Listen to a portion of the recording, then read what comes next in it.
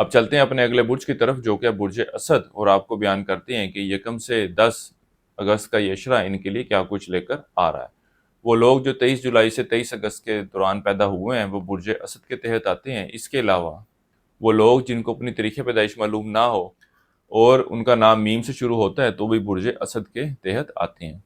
اس عرصے کے دوران آپ بڑی ہمت اور حوصلے کا مظاہرہ کریں گے اور دوسروں سے مدد لینے کی بجائے اپنے کام خود بھرپور طریقے سے کرنے کی کوشش کریں گے۔ ویسے بھی برج اسد والوں میں یہ خاصیت ہوتی ہے کہ ان کی ول پاور کافی زیادہ ہوتی ہے اور ان کی کوشش یہی ہوتی ہے کہ ہم دوسروں سے مدد لینے کے بجائے اپنے کام خود کریں، لوگ ان سے مشورے لیں، لوگ ان سے رائے لیں۔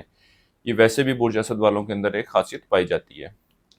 یہ عرصہ آپ کے مالی معاملات کے حوالے سے ایک اچھے وقت کو ظاہر کر رہا ہے اور مالی معاملات میں خاص کر کاروباری افراد کے مالی معاملات میں بہتری آتی نظر آ رہی ہے۔ وہ لوگ جنہوں نے ہمارے اس چینل کو سبسکرائب نہیں کیا ہوا جلدی سے سبسکرائب کے بٹن کو دبا دیں اور بیل آئیکن کو بھی دبائیں اور کمنٹس میں اپنی رائے کا اظہار ضرور کیجیے گا۔ یہ عرصہ ملازمت کے سلسلے میں اور رشتہ داروں سے ملنے ملانے کے لیے اندرون و سفر کو ظاہر کر رہا ہے۔ نوکری، کاروبار یا سیر و تفریح کے لیے اندرون و سفر کرنا آپ کے لیے بہتر ثابت ہوگا۔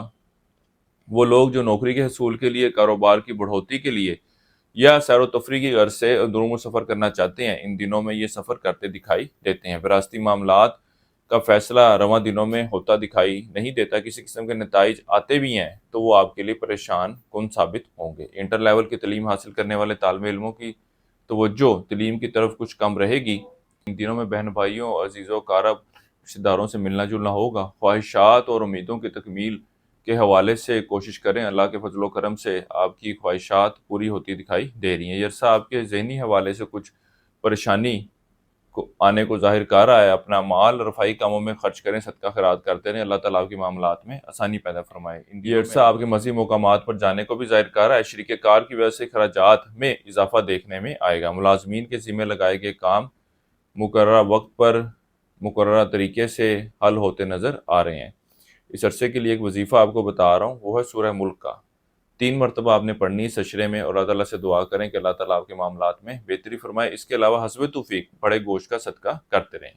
اس عرصے کی 7 تاریخ آپ کی 4 اور 10 اگست کی ہے اور اس عرصے کی نحس تاریخ آپ کی 2 اگست کی ہے۔